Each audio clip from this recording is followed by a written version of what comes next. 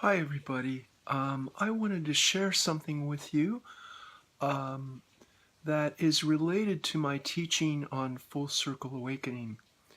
And what I'd like to share is just some thoughts about the personal sense of self, about our kind of personal essence, as I would call it.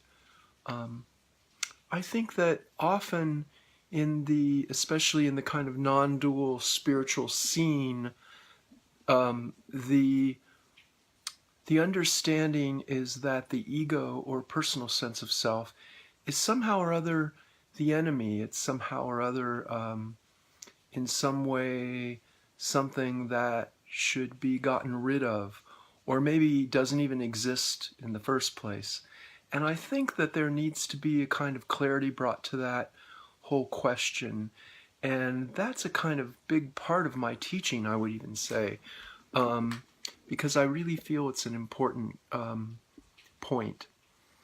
And my understanding of that would be that, yes, when we begin our spiritual journey, we start out from a very egocentric perspective, and we kind of are suffering under the illusion that that basically who we are is confined somehow to a personal sense of self, to a body, a mind, a particular person born of a particular set of parents in a particular situation and historical context and so on.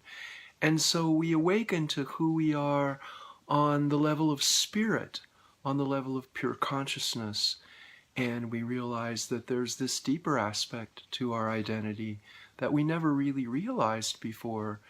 And sometimes that can be so overwhelmingly liberating to understand that I'm not somehow limited to this person, that we somehow seem to want to forget the person or leave it behind and completely hang out in an absolute space of bliss and peace. And while that's a kind of normal thing to do for a while after deep abiding awakening happens, eventually there's a return movement. And I think what happens with that return movement is that the impetus of spirit or pure consciousness is to incarnate, it's to come back in, to inflesh itself in these human lives that we live. And each of our human lives is so completely unique. It's just absolutely a unique gift. There was a beautiful quote by the great dance choreographer who founded a great dance community, Martha Graham. And she said something along the lines of, each of us is a very unique expression in the world, set loose in the world. And if we somehow don't express that particular expression, we will just be really sad. And it will be a great shame because that particular expression will never really be able to be expressed again. So I think it's important to understand that while we awaken to the transcendent dimension of spirit, we also need to, subsequent to that, awaken to the particular expression that spirit is going to take through us. And that means really coming into an authentic sense of self, of the personal self, and expressing that in the world in our own unique way.